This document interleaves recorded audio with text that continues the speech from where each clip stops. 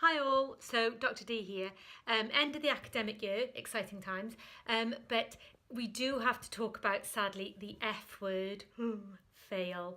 And so this vid is just to go through what happens if you have failed an assessment. Hopefully you haven't, but if you have, then this is just the info that you need to know, really. In the first instance, just don't panic, okay? It's not the end of the world, or just panic for like 2 minutes, have a little mini panic, perhaps, a couple of triangles of Toblerone just to take the edge off it. But it's important not to just think, oh, that's it, I've crashed, I burned, there's nothing else I can do. It's just a bump in the road, okay? So we can get stuff done, but you do need to be kind of proactive and do something about it. The good news is that actually, if you have failed an assessment, you might not have failed the module. You'll need to check exactly the situation, but if it's a module that's got more than one assessment on it, so say for example it's been a module that's gone on all year and you did an essay at Christmas time and a presentation at the end of the year and you failed one of those, you might not have failed the whole module because lots of modules compensate those 2 grades. So say for example you had 20% in one one assessment, but then you had 60% in another. That gives you a total grade of 80 for the 2. So if you divide that by 2, it gives you 40, which would be a pass. Does that make sense? Yeah.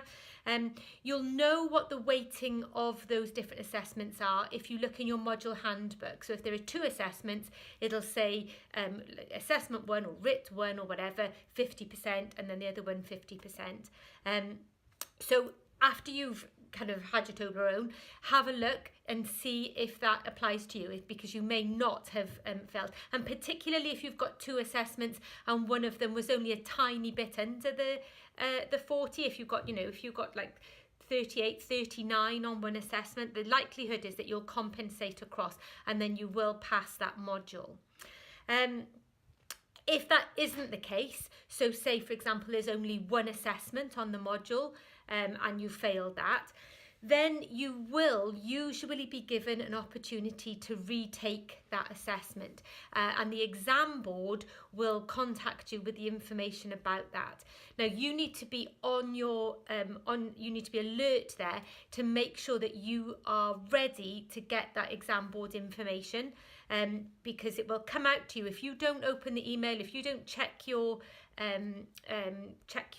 profile of marks or your exam board outcomes, then that's going to pass you by. So that we're not going to come and knock on the door and say, actually, this is the date that has to be on.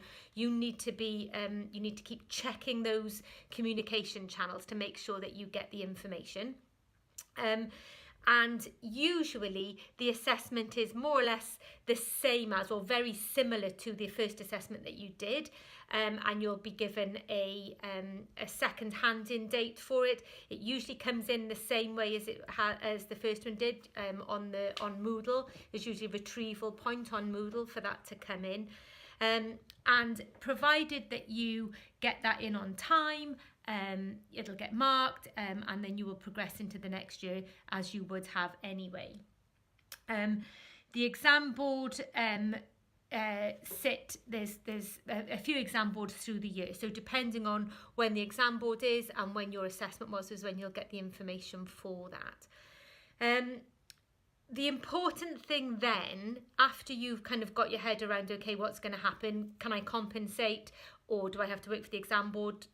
Can I do it again, etc.? Is to think about, okay, why did I fail? Because you do not want to do that again, all right?